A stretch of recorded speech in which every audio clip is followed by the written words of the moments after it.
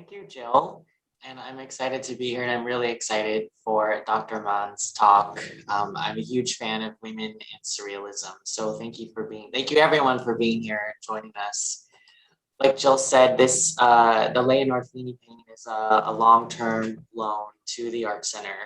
So conversations around the loan started about a year ago, and a former colleague of mine at SF MoMA reached out to me, who's now curator of a private collection, and she sent me a checklist of works that we might be interested in borrowing for the Art Center to be on display. And I was going through the checklist and found the Leonor Fini work and was immediately excited and inspired. I love Leonor Fini and her work. Some of you might know Whitney Chadwick and her work as an art historian. I took classes with Whitney Chadwick at San Francisco State, and it's really because of her that I have a love for women art surrealism. Whitney Chadwick is so passionate about and groundbreaking books written on that topic. So that's how I know Fini, and I know not a lot of people are familiar with Fini's work. And so I was really excited to bring Fini's painting to the Art Center. It's, I think, a spectacular example of her contribution to 20th century modern art. It's stunning. If you haven't seen it, it's in our Blank 2 gallery right beside our Francis Bacon painting, which is an amazing juxtaposition, and it's extremely powerful. So I'm really excited to learn more about Fini and to hear Dr. Mahn's comments and what she thinks about Fini as well. So now I will properly introduce Dr. Mahon. She is Associate Professor of Modern and Contemporary Art History at the University of Cambridge, and she's written many books, them being Surrealism and the Politics of Eros, 1938 to 1968. She's also written Eroticism in Art, and that was published in 2007. More recently, she has written The Marquis de Sade and the Avant-Garde, and she edited the catalog Dorothea Tanning. And she's also written many essays on surrealism and feminist art. She's a curator as well, and she's curated the retrospective exhibition Dorothea Tanning for the Museo Reina Sofia in Madrid, and that traveled to the Tate Modern in London. She's also served as a curatorial advisor and author for many international surrealist exhibitions, including Fantastic Women, Surreal Worlds, which looked amazing, by the way, which was in Frankfurt, and also at the Louisiana Museum of Modern Art, and that was mounted in 2020. She's also served as an advisor for the Leonor Fini Theater of Desire exhibition that was at the Museum of Sex in New York City, that was on view between 2018 and 2019. And she also was an advisor on the exhibition Leonora Carrington at the Irish Museum of Modern Art in Dublin in 2013. So we really are hearing from an expert today on women in surrealism. This is going to be such a treat. I'm thrilled. So please join me in welcoming Dr. Alyce Mahon. Wonderful. I'll unmute myself there, and thank you, Jared, and thank you, Jill, for your warm welcome. And I'm delighted to be here virtually at the Des Moines Arts Center. I have a fabulous collection, and it's lovely actually. One of the few perks of this pandemic, under which we're all sort of boxed in, is when somebody reaches out. So when Jared emailed me and said, he'd heard me talking about Leonor Fini, and would I come and talk with you about her, I was very touched. And it is, as I say, lovely to be able to travel virtually, at least over to you. And you have a choice work by Leonor Fini in the collection, The Guardian of the Phoenixes, from the early 1950s, which I'll talk a bit about in this talk, obviously. Here it's Sunday evening in Cambridge, and the sun is just about mellowing. We've had lovely weather, and it's exam season, but it's quiet, as you can imagine, because still we're mainly working from home, and students are mainly taking exams in their rooms. But as Jared intimated, I've spent a long time, I've spent over 20 years teaching in Cambridge, and teaching a lot about the avant-garde, women of the avant-garde, and very keen to make sure that women surrealists are brought into the mainstream, so that we rethink the canon, we think the stories of art, what's put in main galleries and museums, what trustees want to buy and directors want to buy, and really trying to make sure that everybody's represented in public collections. But also that everyone gets to hear many other voices which are fabulously exciting and which, you know, color the whole story and make it actually much more true to how it was. And one of the things about surrealism as a movement is that it began as a literary movement in the 1920s in Paris in 1924, but within its first decade, it had started to welcome women artists, which was very rare for an avant-garde group. But to my mind, that reflected as much the women who found surrealism as the surrealism which found women. The surrealists were always interested in the body, in desire, in dream, in things which meant they were invariably going to be curious about what women thought about and would often portray women. But what's more interesting is why a kind of young generation of modern women turned to surrealism and felt it could give them a voice or a way of mastering their own image in a society which still was very limiting for women. They're fabulously educated, fabulously well-read, spontaneous, creative, ambitious, hardworking women that we deal with. And Whitney Chadwick's book of 1985 certainly was hugely influential for my generation of young art historians coming up and realizing that there was, as I say, many artists who needed not only to be discovered, but researched, taught, curated. And we're still doing that. Obviously, it takes a long time to redress balances, but I'm delighted in some to talk to you about one who I discovered very much through Whitney's book, and then in the 90s when I was researching in Paris and got to see private and gallery collections of her work. So Leonor Fini is somebody who, to be fair, has been really quite neglected by scholars and curators to date.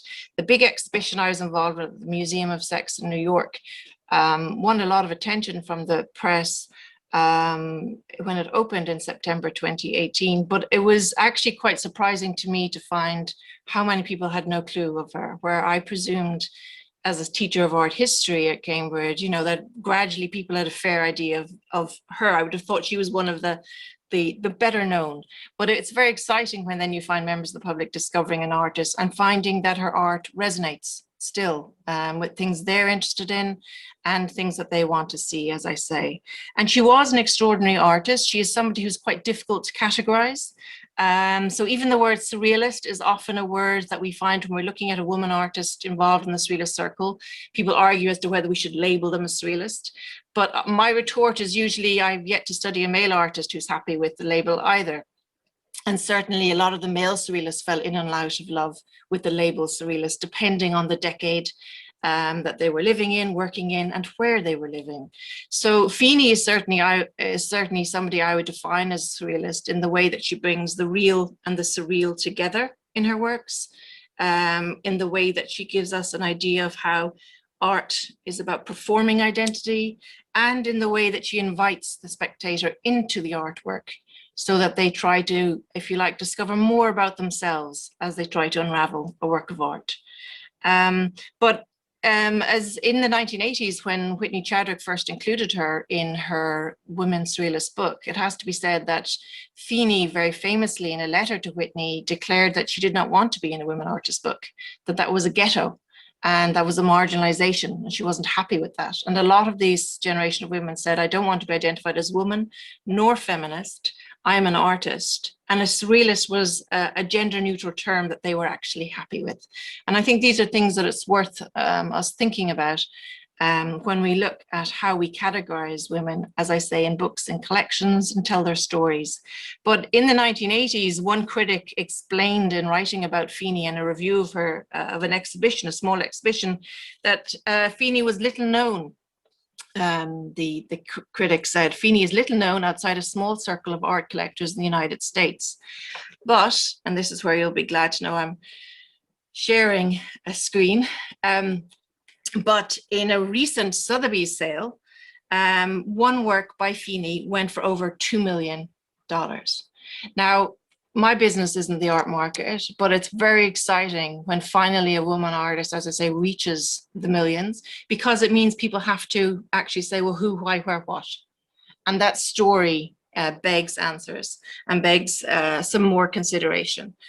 And the work of art that sold for $2,003,019 was this work, a self-portrait with a scorpion from 1938. And it's the only self-portrait that Fini, as an artist, chose not to sell in her lifetime. It was a very personal work. And it is also a work that has intrigued many of us who study her art. It's one I would have, when you get that question as an art historian, which we often do, believe it or not, of what 5 works would you dream of having? This would be one for me.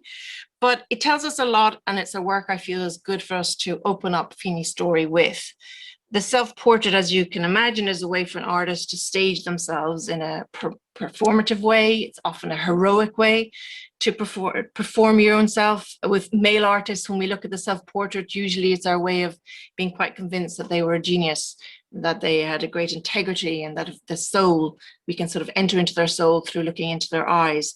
And certainly she has an intense eyes and the expression, which reminds us that she is an individual, that she is commanding, and that she wants to command your attention. But of course, there are other details in this self-portrait which remind us of how she was going to fashion herself as a surrealist, and little symbols that are important for you to unpack when you look at her art and look out for when you look at other works of art by her. So you can see she's torn clothing. There seems to be a kind of red sash at her waist. And there's a scorpion, the tail of a scorpion scuttling in under a leather glove on one hand. Now, Fini enjoyed fashion. She enjoyed theatre. She worked in theatre, in film, and she often fashioned her own clothing and her own masks. She famously, when she first met the leader of Surrealism, André Breton, in Paris, in a cafe, she arrived in bishop's robes, naked underneath. And this, of course, impressed him at this dramatic female artist who could sort of upstage him by arriving in these blasphemous clothing. But here we find that Fini is telling us that she is a surrealist in many layers of the work. The New York art dealer, Julian Levy, who had a gallery in New York from the 1930s through to the 1940s and was hugely influential in bringing European artists to America. He described his first encounter with the young Leonor Fini in 1936 in New York as follows. He writes in his memoir, "Si, je porte les tout bien, do the holes suit me?" Fini asked me. She was dressed in rags, or rather a gorgeous robe deliberately torn. She threw her arms high, while bracelets and tattered sleeves cascaded brilliantly from wrist to shoulder. So for us, Julian Levy recounts how she arrived in rags or ripped clothing. So it's clothing that has been adjusted, ripped by her, with jewelry, making again a very strong statement as she arrives on the scene in New York. And we know that her friend, Dorothea Tanning, another woman surrealist I've devoted many years to, in her memoirs, again, so we're getting it from a female perspective, noted that Fini was always able to lift a room through her dress and her attire, and always had what she described as a self-absorbed quality, which was unwavering, but authentic. So she wasn't playing to the crowd so much as wanting to, as I say, invite them into a different sort of worldview. And Dorothy Tanning in her memoirs writes about when, even in the 1970s, when she was living in Paris, Dorothea, with Max Ernst, and the streets, when she would go to the market, the outdoor market, to buy fruit and vegetables, and where the streets could be a cloudy day and they were filled with drab shoppers, she would spot Leonor Fini. And Fini, and I quote, she said, would cross the Rue de Seine, imperious, with her flashes of taffeta and perfume and feathers, seeming to illuminate even the cobbles under her very high heels. She was a firebird among vendors of sausages and cheese and sorrel. So we have this idea that Fini, throughout her life, from her earliest point, when she was first put on the artistic map in the 1930s, through to the 1970s and 80s, and she dies in 1996, was someone who made fashion, clothing part of her artistic persona and part of her artistic statement. And here we notice that her clothing seems to be quite armor-like.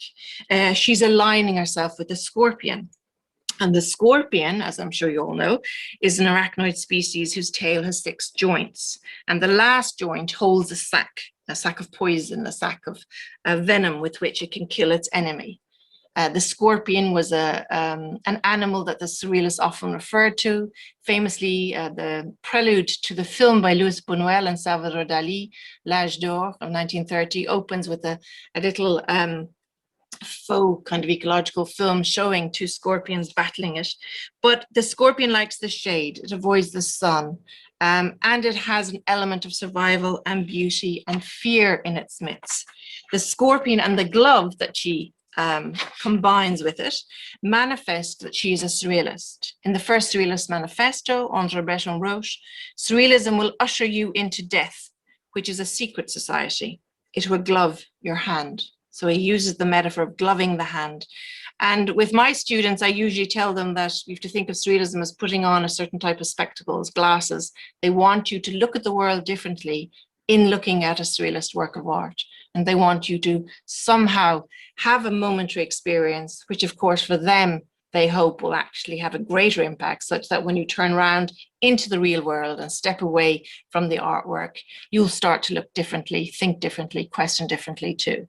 But if we have this idea again of a glove or dressing, undressing, there's a motif the Surrealists use a lot around clothing that she signals in this early work. The red sash completes a sense of something about to happen. I always think it looks rather raw.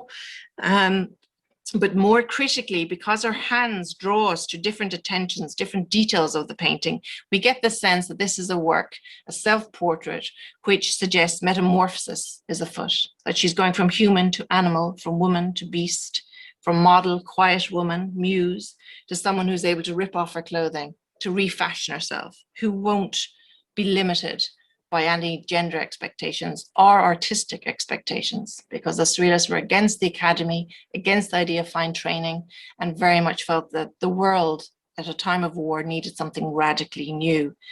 Now, the Surrealists as a group of artists cultivated the self-portrait and a self of self-fashioning. So this is true of Salvador Dali, who does many self-portraits and sort of, in his memoirs, says that he was sort of thought he was going to be the next Napoleon, and who gives us many different imagos of himself. It's the same as Max Ernst, it's the same as Frida Kahlo, other artists you may have come across.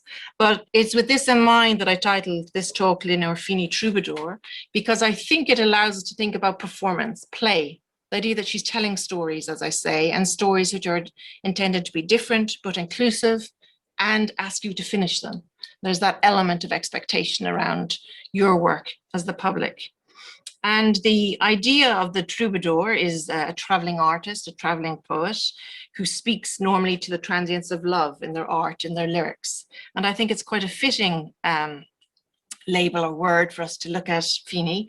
The female medieval troubadour, or troubadouriste, was often a high status woman whose songs were influenced by classical learning. And there's a lot of coded elements, references to high art, to literature, to Nietzsche in the midst of Fini's work, which again remind us not to fall foul of this idea that a woman's art and a woman's self-portrait invariably is just some sort of biography, a diary, psychobiography. These Fini, like her fellow female artists, were determined actually to give us universal messages. They weren't all, as I say, about her daily life. They were actually very philosophical works. And women were usually the subjects of troubadour songs, obviously in terms of love and death and the passions. But again, often the femme fatale of a troubadour song yielded a sword. And I think this is interesting for this work because Fini yields a scorpion as her sting. And there's often this idea that she plays with the role of the femme fatale as a different type of modern woman. But as we'll see, she complicates that. She wasn't going to fall into a male myth or male fantasy. She's going to present us with something different. And while Fini was self-taught, her art is infused with art historical references. We're going to have a look at her life, but just again to set up this idea, another self-portrait with Red Turban of 1938, again, I think is a work that people often first look at as showing her as the kind of ingenue, a young girl, wide-eyed, ribbon in her hair. But actually, if we look at it a little bit closer, I think it's more likely that it's a work which sets her up as a master of her medium, somebody who's terribly ambitious, and somebody who's claiming the self-portrait as a way of putting herself, as I say, on the artistic map. She cites the Netherlandish painter Jan van Eyck, his portrait of a man or self-portrait of 1433. And as I say, she's acknowledging or asking or claiming a space to be a master or mistress of surrealism herself. So who was Leonor Fini? She's somebody who was born in Argentina. She spent her childhood in Italy, in Trieste. She moved to Paris in the 1930s, and Paris is mainly her home until her death in the 1990s. She was successful, exhibited widely in her day. And I think actually what's curious is that in the 90s, she sort of fell from grace or fell from interest. And it's only really in the last decade that people have started to look at her again as they've sort of widened the net almost for surrealism and looked more globally for examples of surrealism in the story of art. It was Julian Levy, who I mentioned, the gallerist in New York, who probably set her up or put her, launched her career very successfully in New York in 1936, although she exhibited in Paris that year too.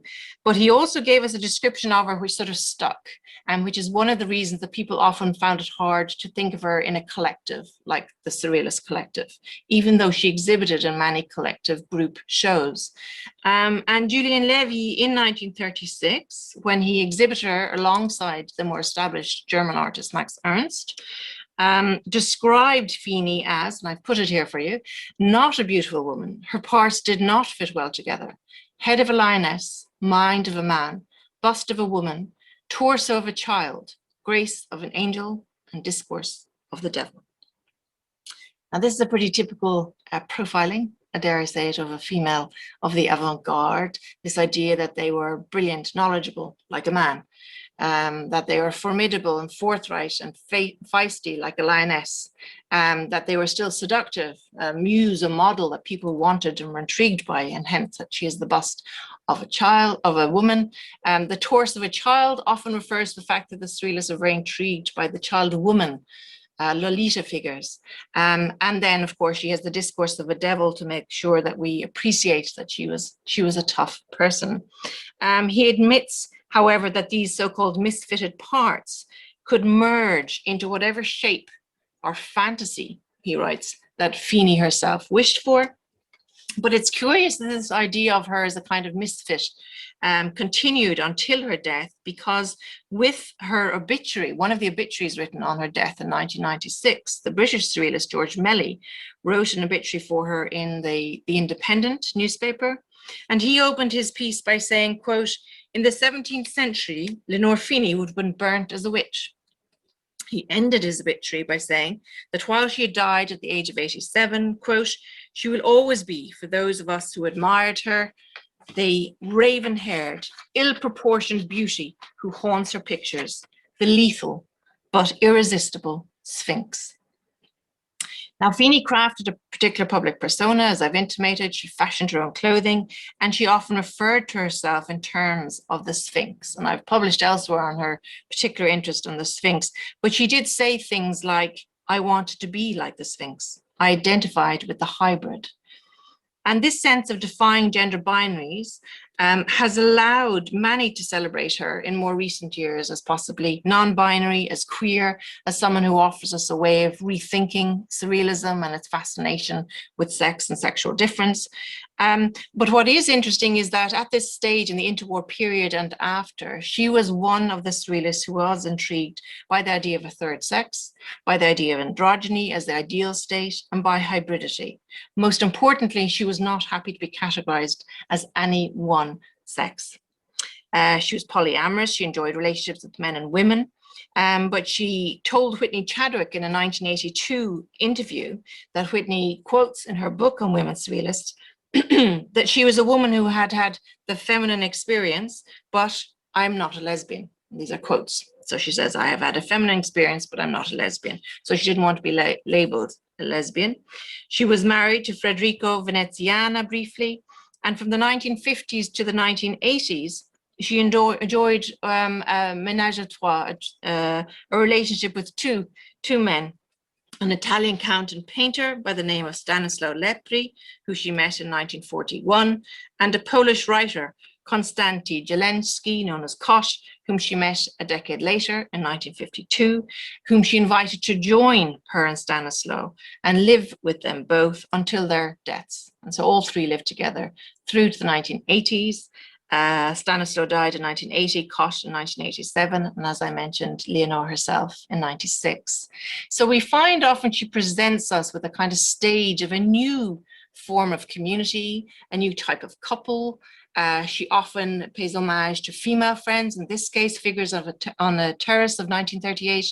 You see her paying homage to Leonora Carrington, her great friend, the Anglo-Irish painter. And we know this is Leonora Carrington, not only because they were, Fini visited Leonora Carrington and Max Ernst in their house in Saint-Martin-d'Ardèche in France, but also because they had a kind of a box of clothing, including this long striped skirt. And Leonora Carrington liked in her self-portraits to portray herself wearing a green jacket. So she acknowledges how her friend, whom she described as a great rebellious revolutionary figure, Carrington, she pays homage to her in this portrait of figures on a terrace, as I say. And then when it comes to her male lovers, she also tends to reverse roles, reverse expectations. We find the man is the muse and the woman is the master. The woman is the person who leads the way, who has the knowledge, who has the confidence, who has the power. And here we have a self-portrait with Stanislaw Lepri, the Count, who wanted to be an artist and abandoned his diplomatic career to become a full-time artist with her. A portrait from 1942-43, where they were living in fascist Rome. And we see that he appears again in torn clothing, in kind of rags. But what's interesting about his cloak is that it's red. And we see her using the same palette and a red cloak again for her other lover in the tower, in her painting a decade later when she does Jelenski, the Polish writer. And here she portrays him when they were staying in a tower, the Tor San Lorenzo in the Italian coastal village in the summer of 1952. And she portrays him nude, but draped in this red alchemical robe. So here the red refers to the rubedo, an alchemical color, which suggests a great work, a great combination of opposites coming together, the king, the queen, the male, the female, and which normally denotes a philosopher's stone. So she often has a way of going beyond, again, a portrait of her and her lover, her as a sphinx, Stanislaw as this tree-like figure, or, as I say, Kot as her new lover, her new muse, who was only 30, and she was 45 in this scenario, and the idea that they would come together to form a new kind of community, a new kind of collective, a new kind of lovers arrangement, and that was symbolized by red. And alchemical red, as I say, is this sort of sign and symbol which comes up over and over in her work to suggest the fusion, the happy fusion of the male and the female, the king and the queen, into the perfect one. And this is something she talks about, and it's interesting, and it sort of takes it again beyond the biographical into some vision. And as you can appreciate, at a time of war or after war, when everyone was looking for some kind of answer, some kind of healing. Now, she posed for numerous famous photographers, and she was very well known in the press. And she was sort of almost the equivalent of Salvador Dali in terms of how the press adored her. Those who photographed her included the very famous Dora Maar, Erwin Blumenfeld, George Platt Lynes, Henri Cartier-Brescier.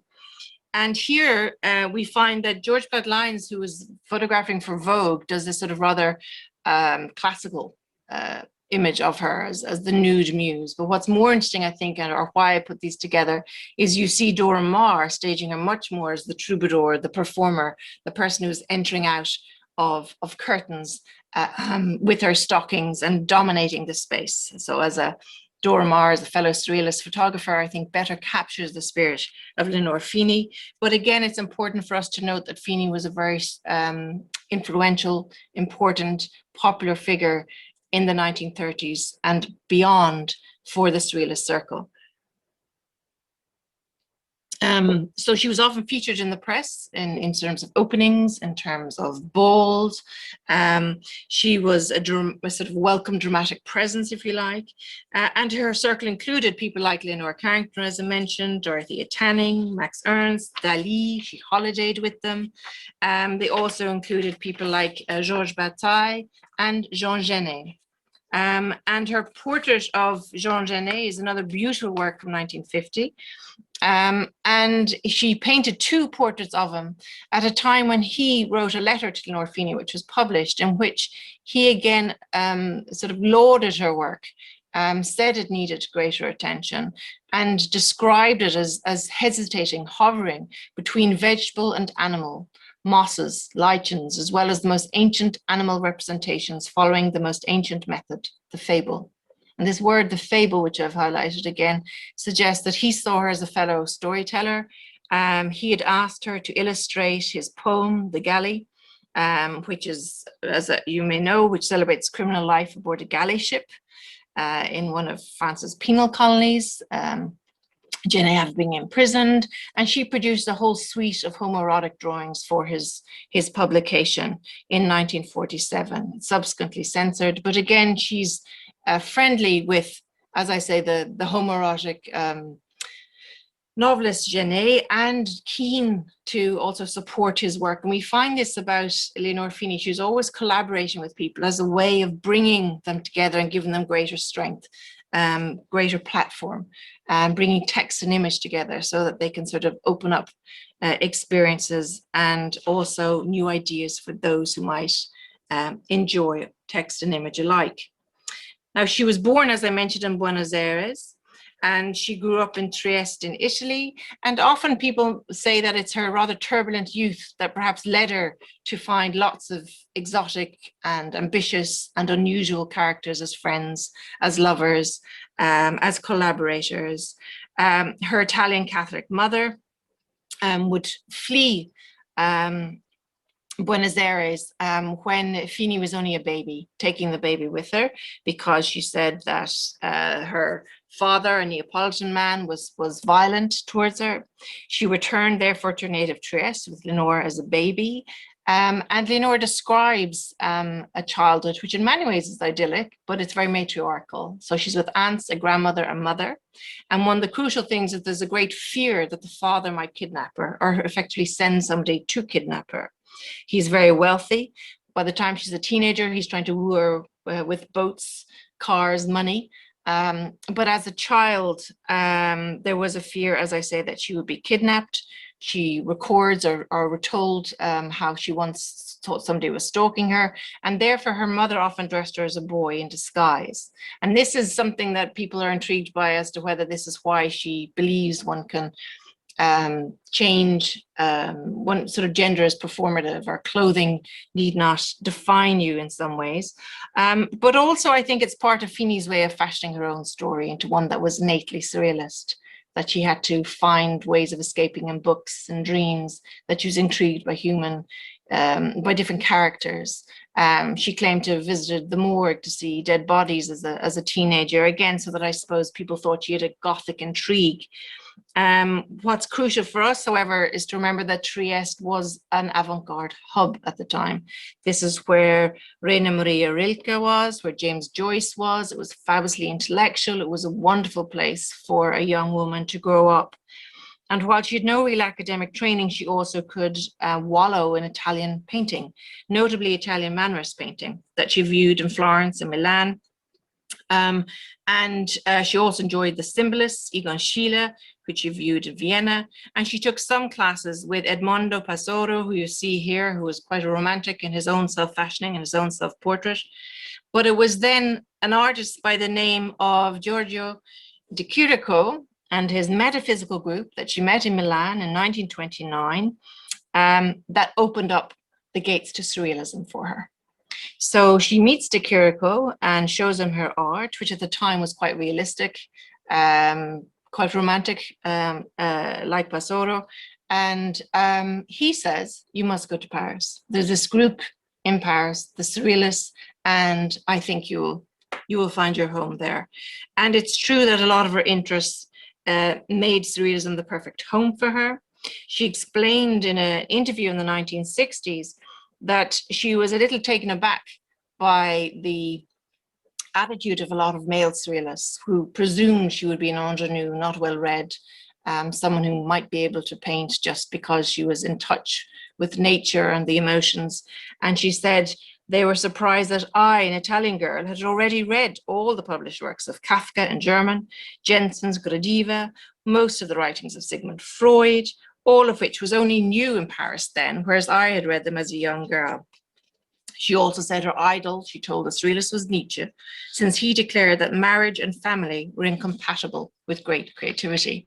So she was well able to cite sources to, as I say, she was very learned, very literary. She'd read psychoanalysis, she'd read philosophy, and these were going to be the things that influenced her in her art, not studying in an academy and being told what was good and bad, and especially not in the 1930s when everyone was still teaching very much a kind of Picasso cubism in many academies, it has to be said.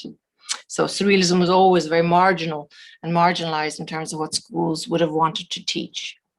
Surrealism as a movement defied the institutions of the family, the church, the state. It enraged the bourgeoisie. It was about dreams, psychoanalysis. There was lots in it to appeal to this very clever young woman.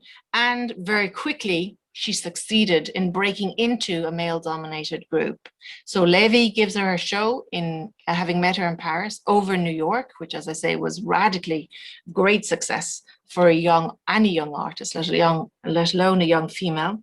And she also exhibited in Alfred Barr's now famous exhibition titled Fantastic Art Data Surrealism at the Museum of Modern Art in New York, which was at Christmas 36-37.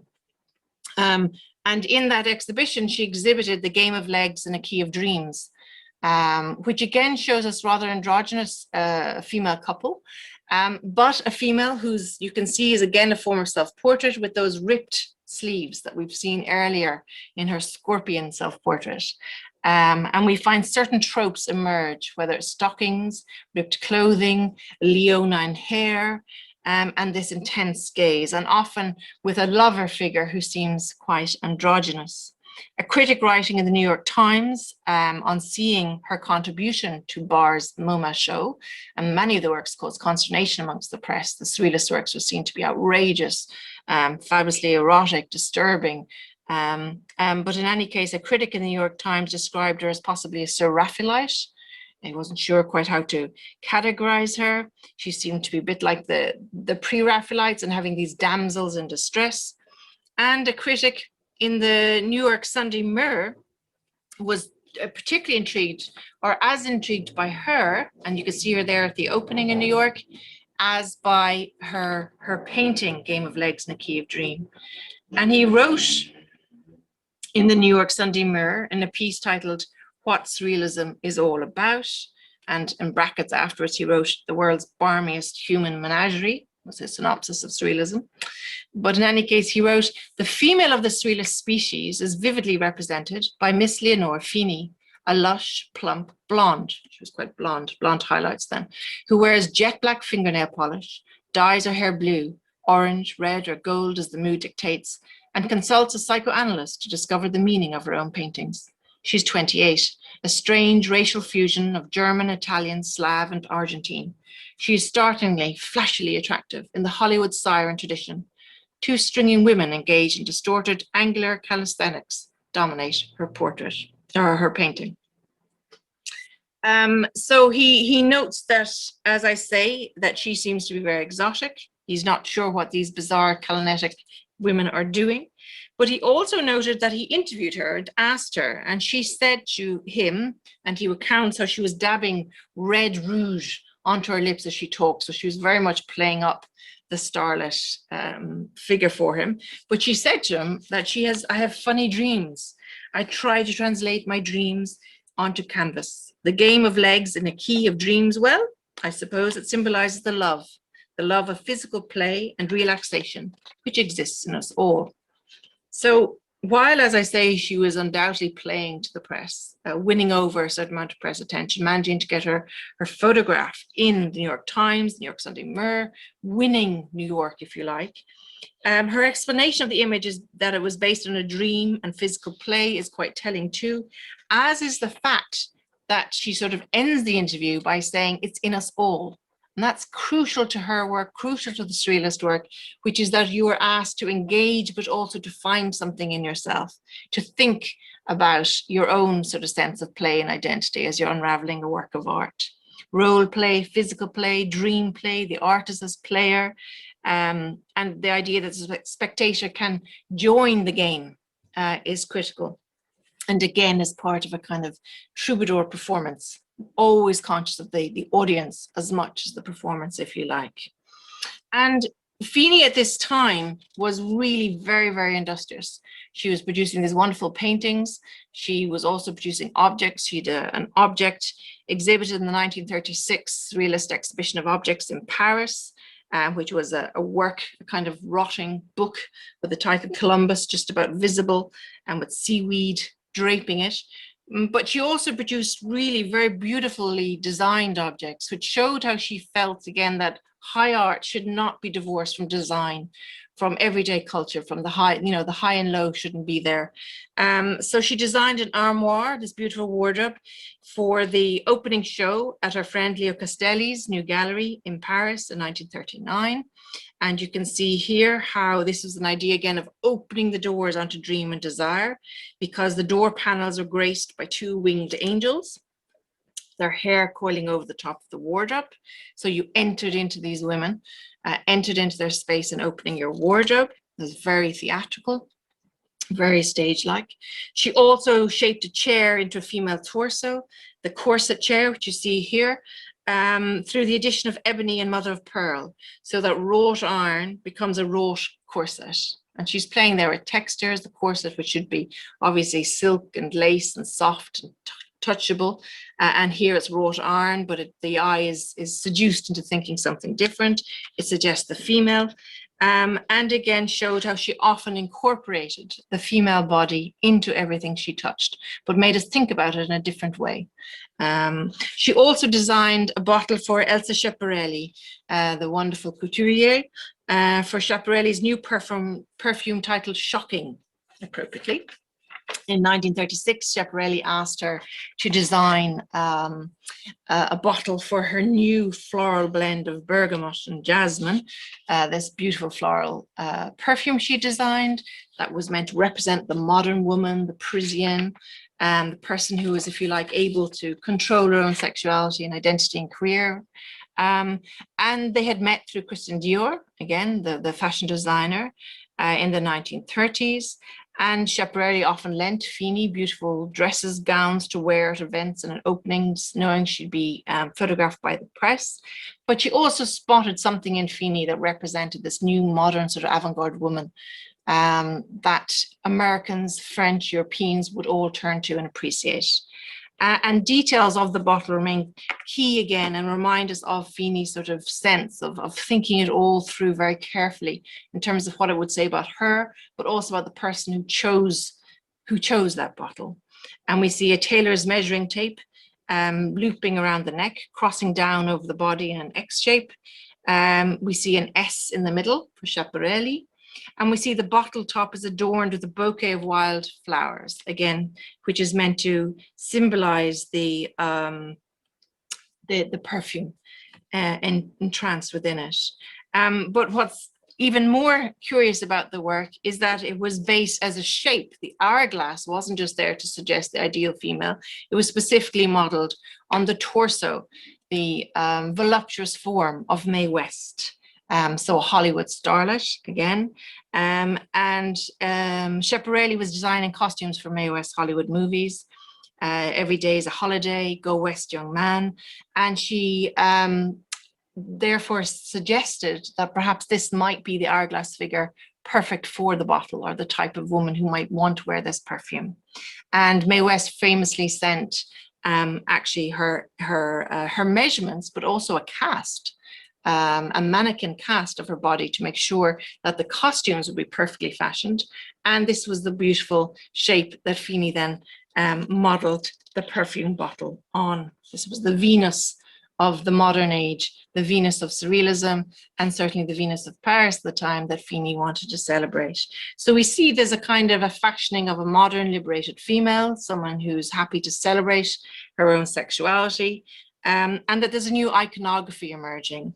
And with Leonor Fini, she would then in the 1940s take this idea of a new modern woman who's thinking about clothes and perfume and body and fashion into the figure of the Sphinx. So there's two main kind of characters that she brings into her art and that we're just going to look at. And one is the Sphinx and the other is the kind of priestess or guardian. And with the Sphinx, in Greek mythology, as you know, a Sphinx guarded the passageways to the city of Thebes and would mercilessly kill anybody who could not answer their riddle. And she explained to her biographer, Peter Webb, who's written the one big biography of Leonor Fini that we have, which was published in 1997, that she always identified with the Sphinx. There were Sphinx sculptures in Trieste where she grew up. She remembered the story of the Sphinx. She wanted to be like the Sphinx. And the Sphinx, if we think about it in terms of the riddle of the Sphinx, is the person who has the knowledge over that riddle, who can kill men who don't solve it, and who is the person who serves as the barrier, the gateway into a different world. So she liked this character, the Sphinx. And from the Shepherdess of the Sphinxes, this beautiful oil painting of 1941, which Peggy Guggenheim actually bought, and which is now in the Peggy Guggenheim collection in Venice. So she bought it at the time it was painted. Through to her own voyage to Egypt 10 years later, Fini presented the Egyptian Sphinx as a kind of humanist warrior figure, a new modern female type, who wasn't childish or naive, who wasn't just going to kill men mercilessly, but who had the power of mind and body alike. So she was knowledgeable as she was lustful, if you like. And the photograph of Fini taken beside the Great Sphinx in Giza reveals the artist's relationship with this sort of triumphant figure of the Sphinx. Because she poses, so we only see her upper torso, her eyes looking down as she stages herself as a kind of mirror image of the protective Sphinx. And the female Sphinx is what she employs. She was well versed, as I mentioned, in the writings of Sigmund Freud, who has a whole essay and theory around the Oedipal myth and the Oedipal complex, which he argues every child suffers from. And she is someone who then sort of turns this myth of the Sphinx to her own proto-feminist advantages. Male surrealists often look to the figure of the Sphinx, but often in a negative role, as something that had to be overcome by Oedipus, the male, the young man who's going to kill his father and bed his mother. And so Dali's picture or painting of Sphinx embedded in the sand of 1931 shows the slowly sort of rotting Sphinx. Max Ernst, in A Week of Kindness of 1934, his collage novel, again shows the Sphinx as something that's rotting, covered in rats, negative.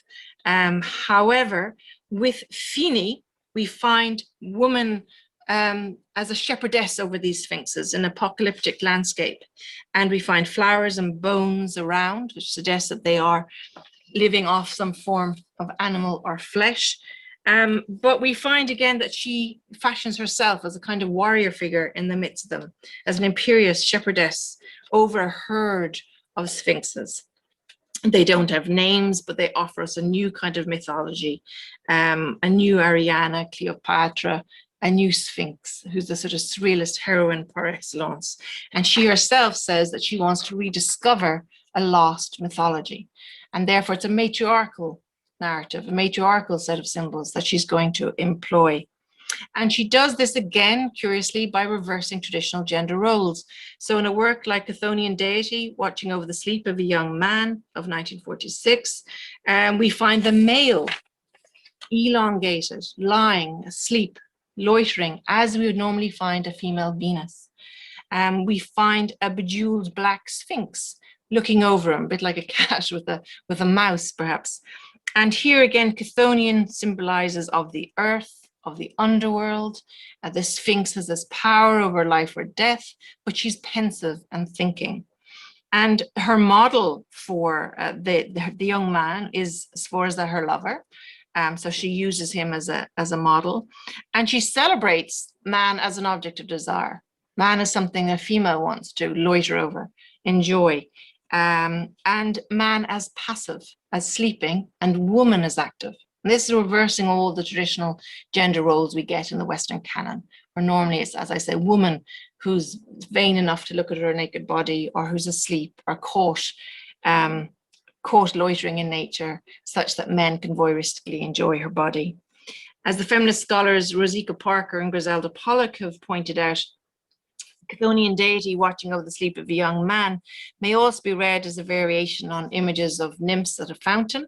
So again, we've got the role reversal, as I say, instead of a woman as a nymph, we have a man as a nymph, but also possibly as a variation on Anne-Louis Giraudet Trioson's Sleep of Endymion of 1791, which is a tale again from mythology, which reminds us that Fini does her homework, that she's a huge library, that she's citing art historical references and sort of flipping the balance of them, changing the characters of them.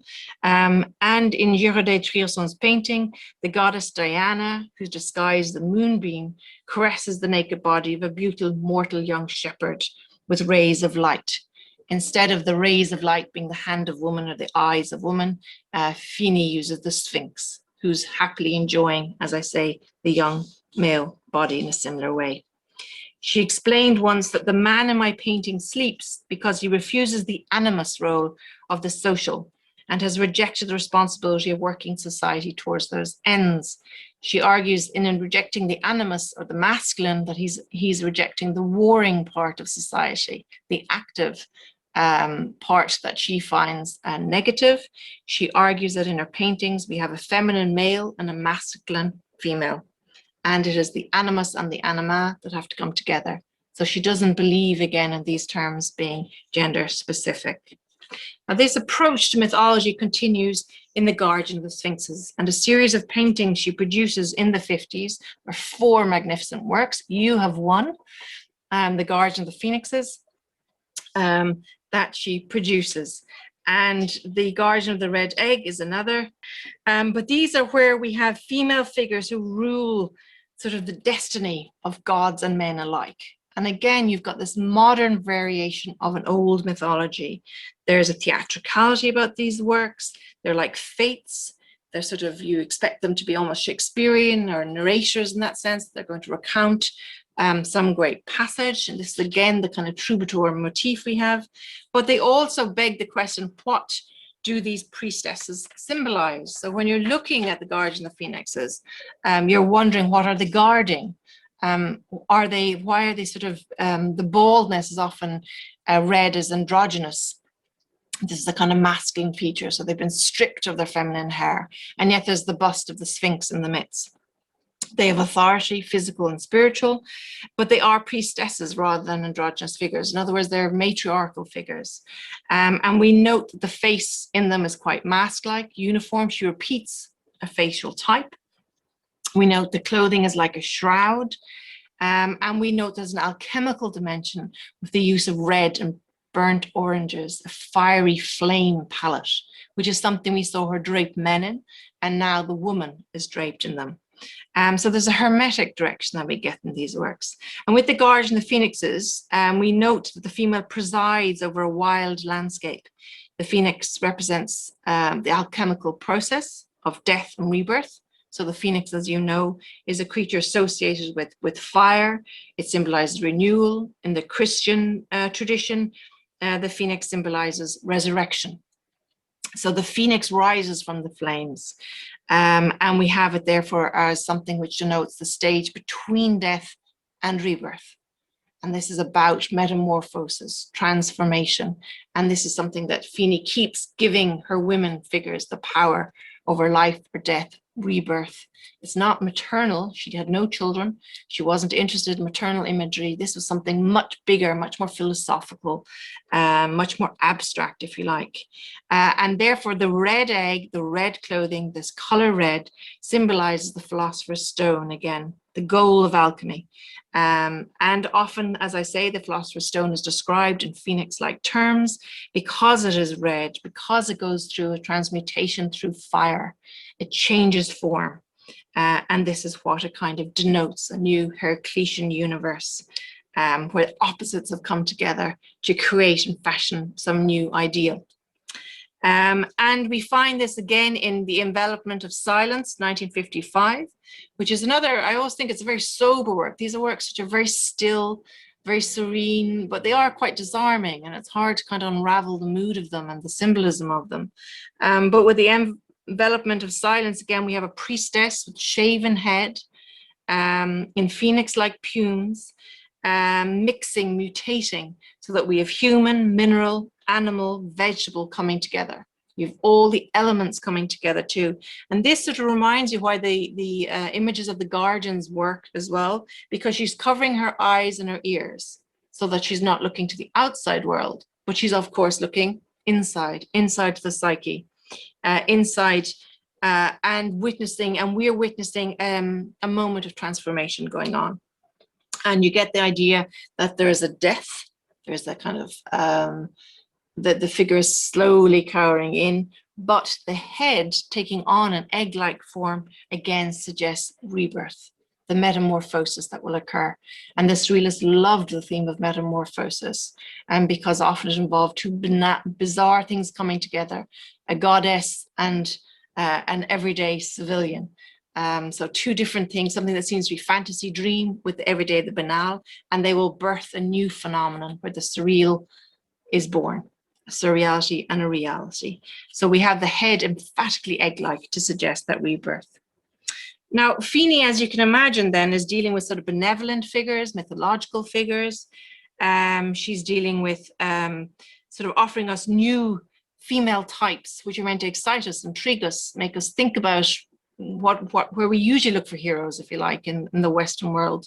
And she also was very interested, and this is a mention of, because I write about this sort of in a different level, or at a different, in different depth, around also her interest in literature at the time. So she's illustrating works by Baudelaire, Poe, and also contemporary novelists, including a contemporary novel by Pauline Riage or Dominique Horry, an erotic novel called A Story of O, which was published in 1954 and which Fini again illustrated in 1962. So just as she illustrated a very contentious poem by Jean Genet, she also illustrated a very controversial erotic book by a woman author, published in Paris again in the 50s, and in addition to looks in the 1960s by herself, which show us how she's trying to collaborate and break the boundaries.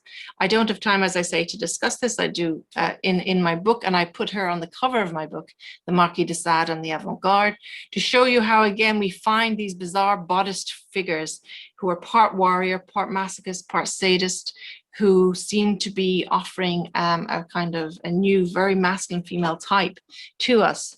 And what's interesting, again, is to think about the wider circle, because the author of this book, The Story of O, claimed it was photographs of Fini that she saw in the press that inspired many of her ideas around the costumes of her character, who's only known as O.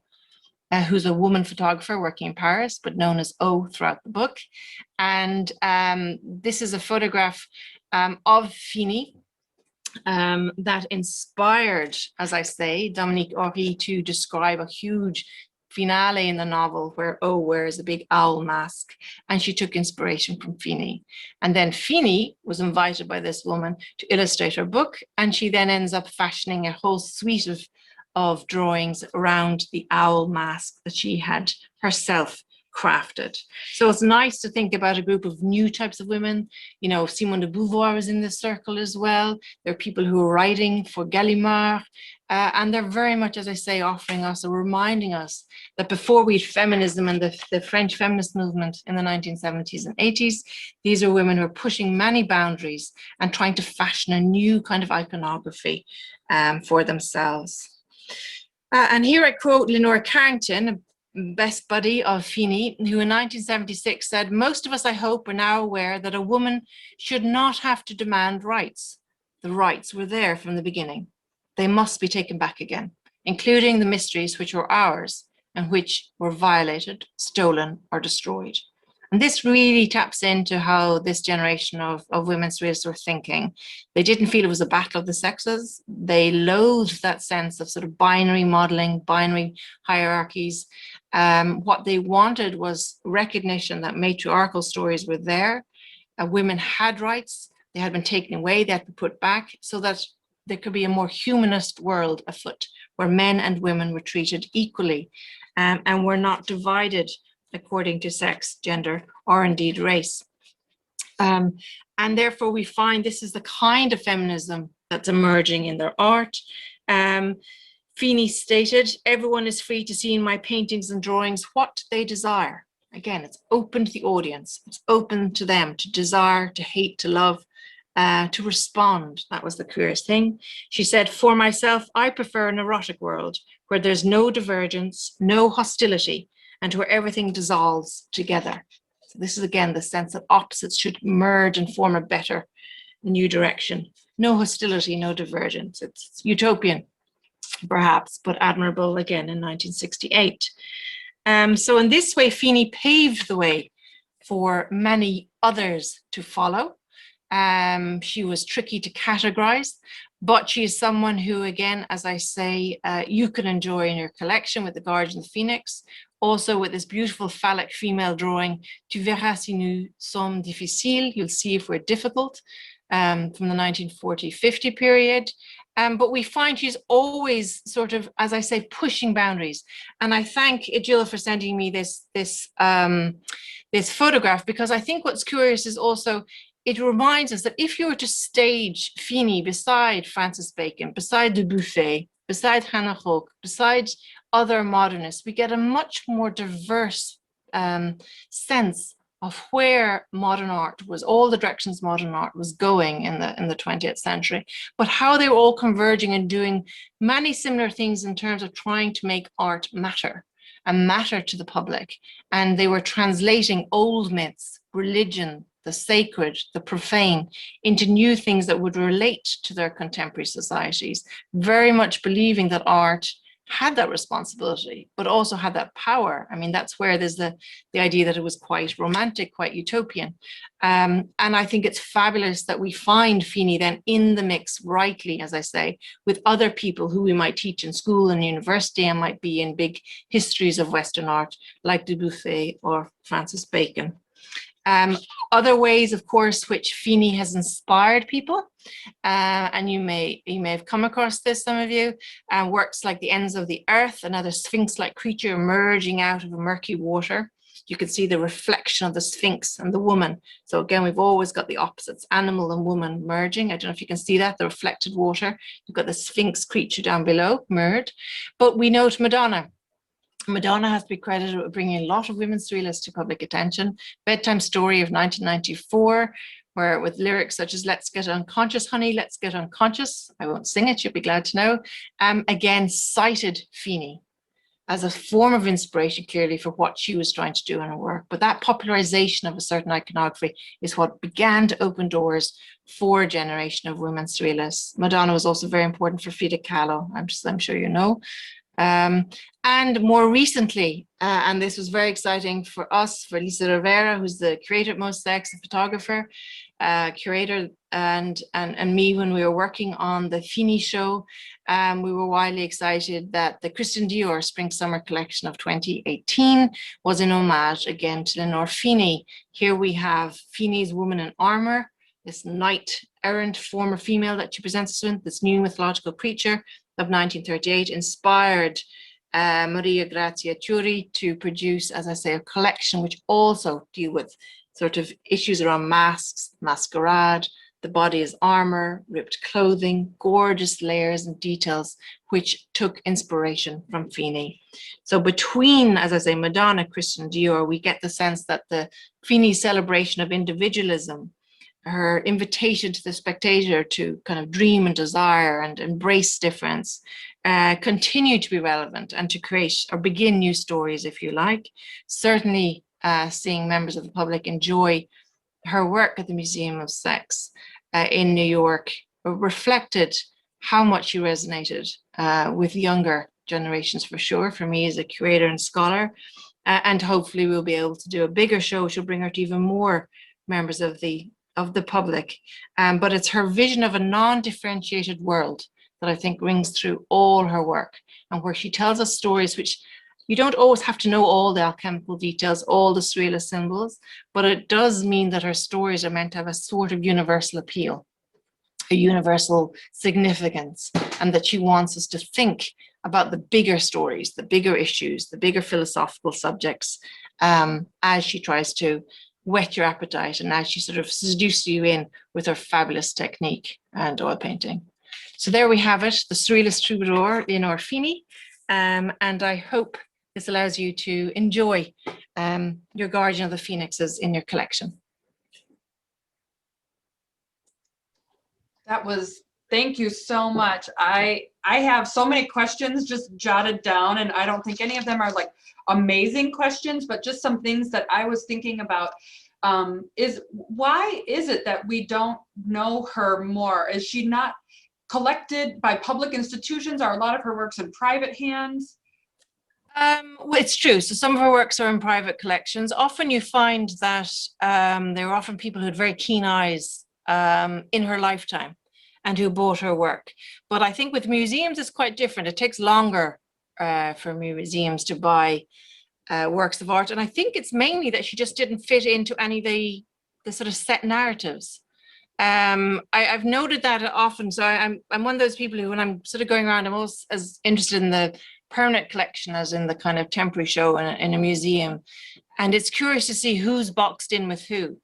And it's a bit like Louise Bourgeois, another person. So people say, is she surrealist? Is she not surrealist? Is she a loner? We tend to want women to sort of be always on their own a little bit and to focus a little bit more perhaps on their biography. And it doesn't always work in their favor in the way it might work for Picasso and his many lives and loves, if you like, because it sort of glamorizes them. But the main thing has been with someone like Fini that we haven't had works in the public eye across decades.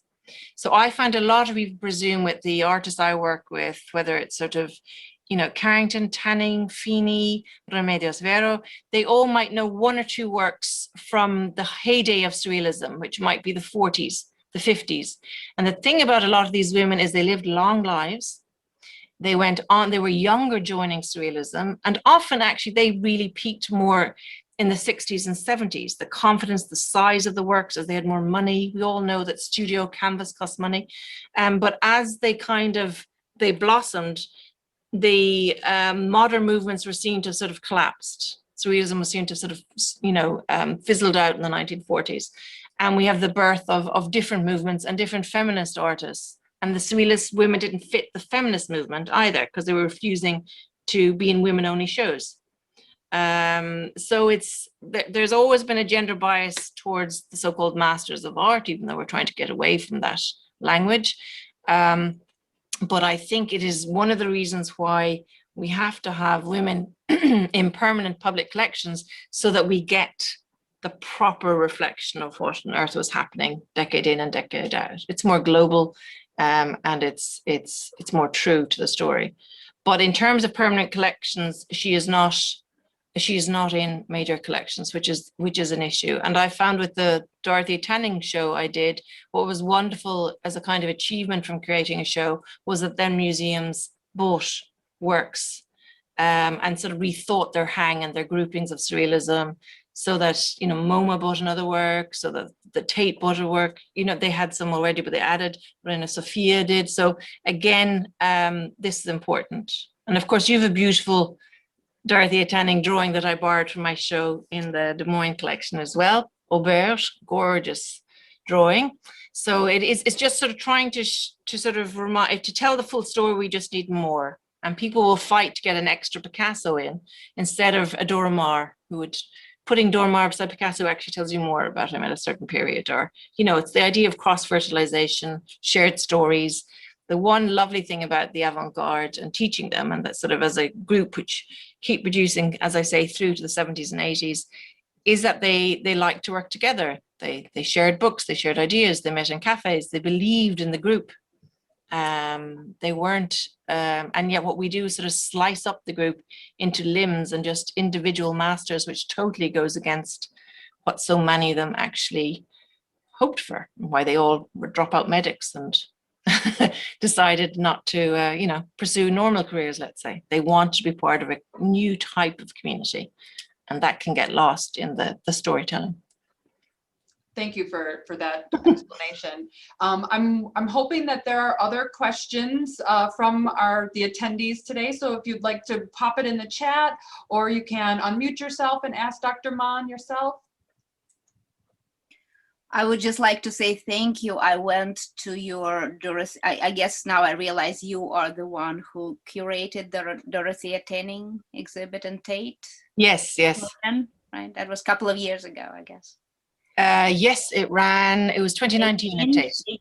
Yeah, and I hadn't, you know, known about her, so that was a big event for me. I really kind of. Well, this, yeah, it is very rewarding. Is that Maria who's? Yes. So it is very rewarding when you get to share. You know, often you're working away an artist and you sort of, you're quite myopically doing it. And then what's lovely is when, yeah, you get to sort of share your enthusiasm, but also when it was very nice that people actually discovered her. And also because the Tate had some works by her, but they weren't on prominent display. So the other thing is, what I was tracking down works where they were in museum collections for tanning, and particularly sculptures, and I was finding again and again that things that were in storage. And one of the things then about doing exhibition is they thought, oh gosh, let's pull out our tanning and keep an eye on it and you know, create a new narrative around it, because museums have only so much space, so many themes, you know, they're always having to rethink what the narratives they're telling. But so that was nice for even people who knew her little, got to know different things. But thank you. It's yeah, thank you. It's good to know. There's a question in the chat, Dr. Mahon. It's asking when she stopped creating paintings. So she painted right up. These are model citizens. She kept painting and drawing right up until her death.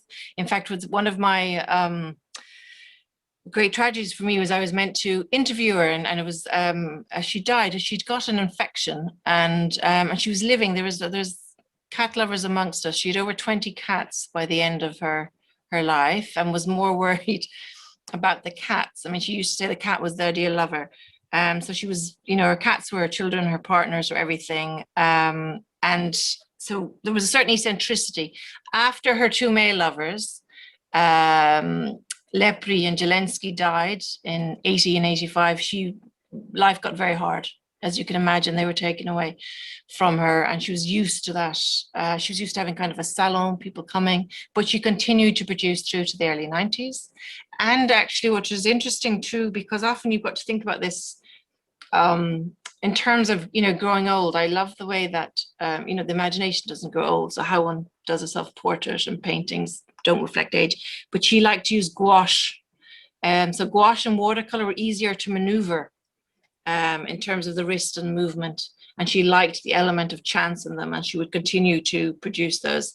And her studio is still in Paris, near the Palais Royal, and I've visited and used the estate and archives there very kindly, thanks to the Fini estate, and Richard Overstreet.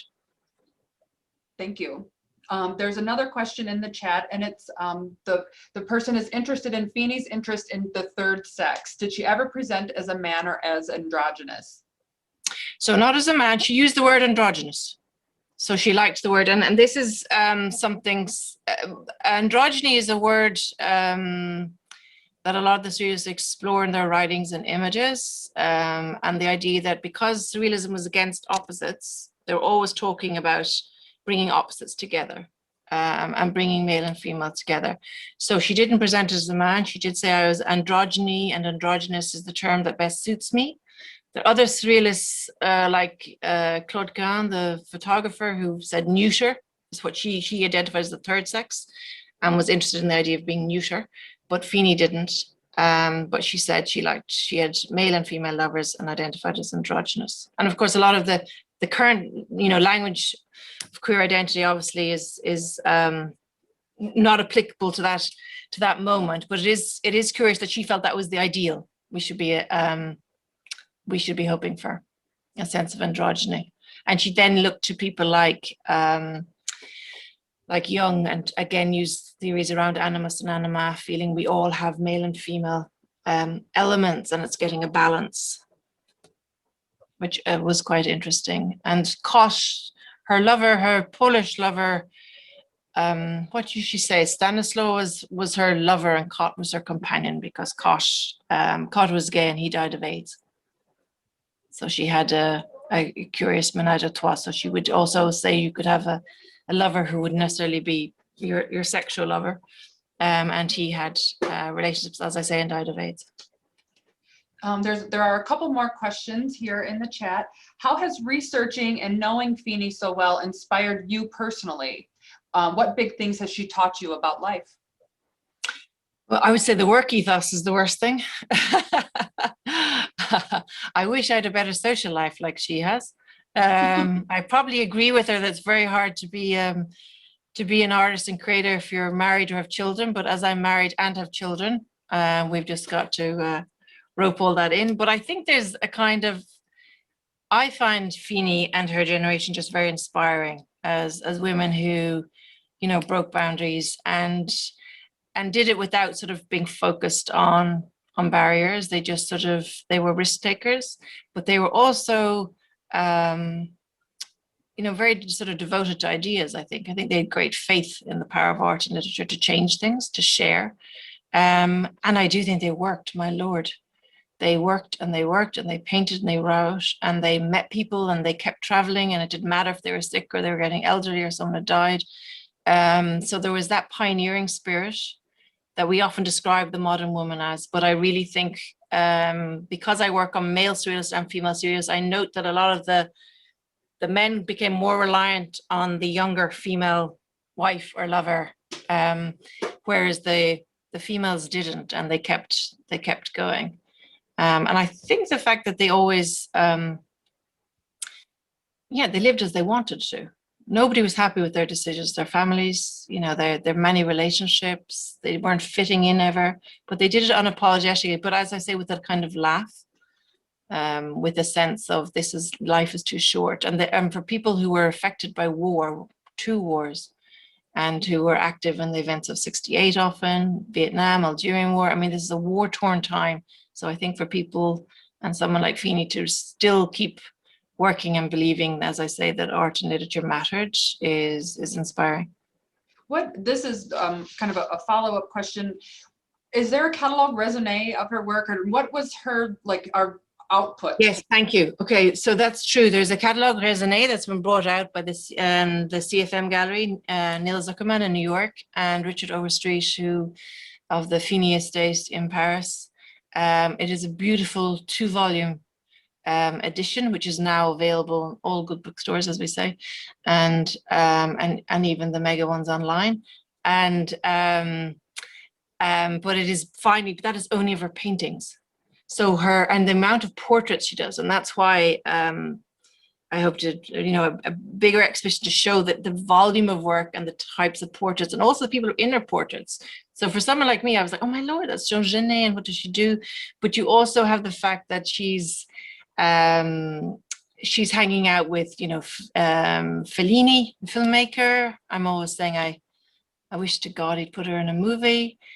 She was helping with costumes, but you can see how she was, you can see that sort of cinematic element in a lot of what she does as well.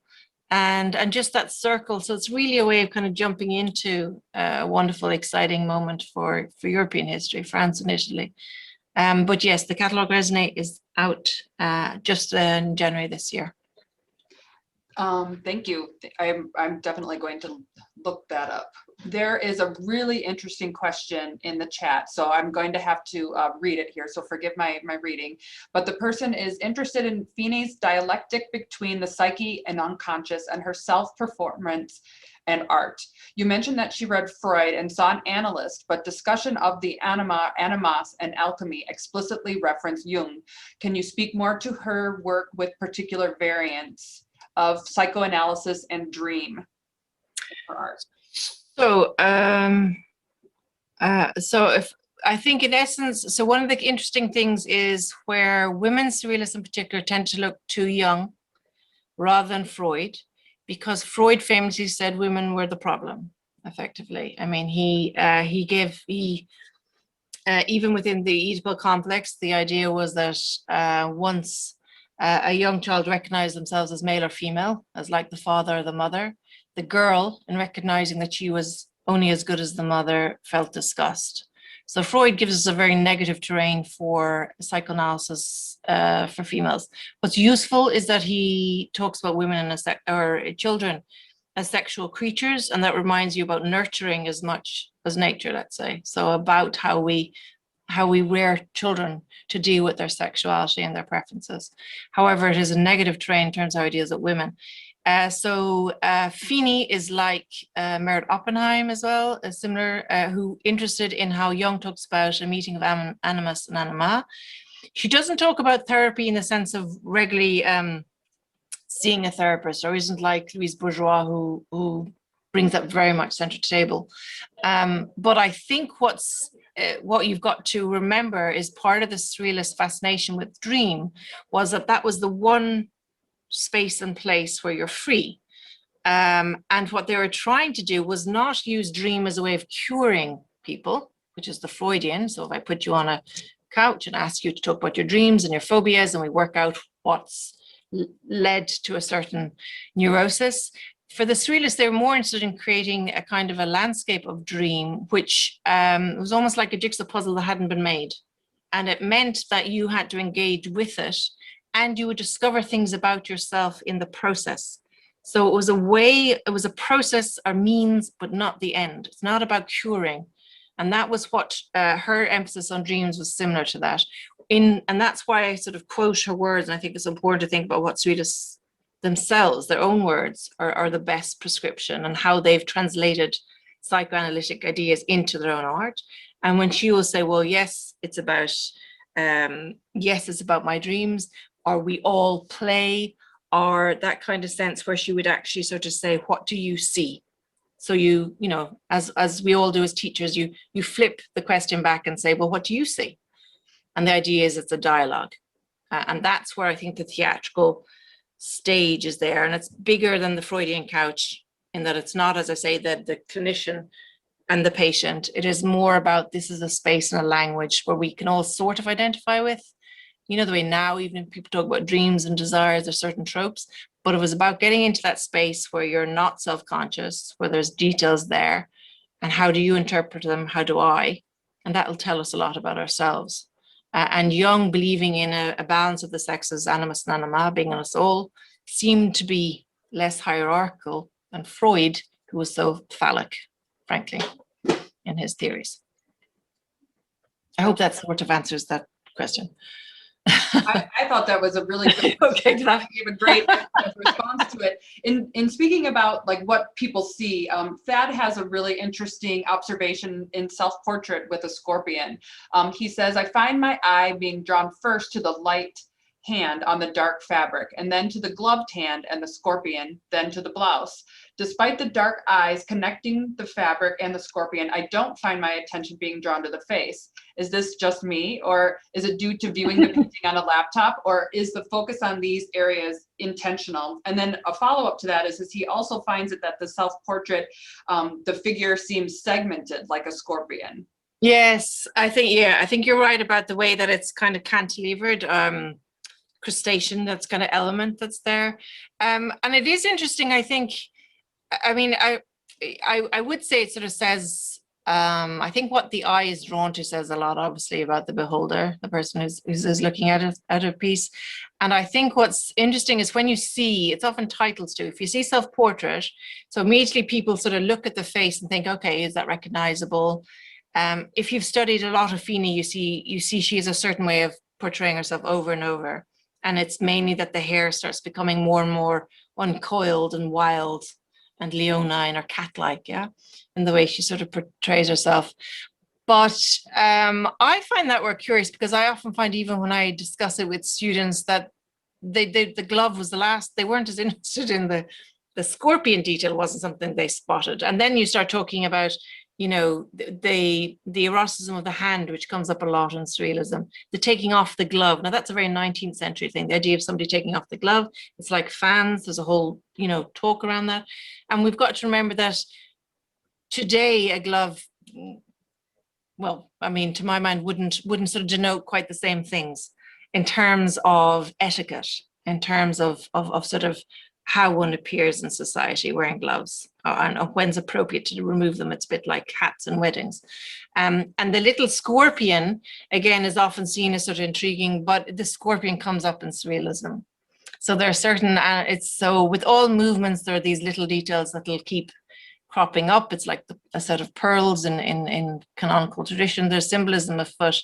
So I think if you didn't look immediately at the beautiful face, it would go back to what I was trying to argue, which is that it goes beyond a self-portrait. I think it's a portrait of surrealism at work, which is about bringing bizarre things together as in a nonchalant way.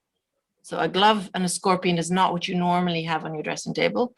The idea of a beautiful woman and then this bizarre torn clothing that's also quite hard, which sort of works against the idea of her being sort of, you know, fleshy underneath. Is all, and I always think the red sash I find quite visceral. The sort of at her waist, and is she sort of in the process of metamorphosis? So I think that is again where she takes a genre of self-portrait into a sort of new poetic direction, which is you know, brilliant. I'm not sure why she kept it her whole life. I am delighted. As I say, it sold well. Although I actually, now that I think of it, one thing I meant to double check again is whether it's. We always hope that these things will end up still in a museum, so we can all have another look at it. And it's true that I have to say that too. When, I mean, you know this from Zoom or from a book or from anything, it's quite different to going up close. And actually, technically, Fini's very, very brilliant and tiny brush strokes. And that's the same with the self-portrait with the turban. It is just, it's gorgeous and dark and kind of haunting. And there's almost a halo light effect. I mean, it's very classical. And then what's kind of throws you is that it's a very kind of contemporary, youthful face. So you don't have all the trappings of the Renaissance or the medieval period. So it's modern and yet in a style which is so much older. So yeah. Well, I think that will conclude our talk for today. I do want to invite everyone, talking about what Dr. Mahon just mentioned, please come to the Des Moines Art Center and see the painting in person. Jared, thank you for procuring this long-term loan for us. And before I mention just one thing about Jared, can we all please give Dr. Mahon a round of applause? Please, yeah, you can call me Alice though, but yes, but thank you. And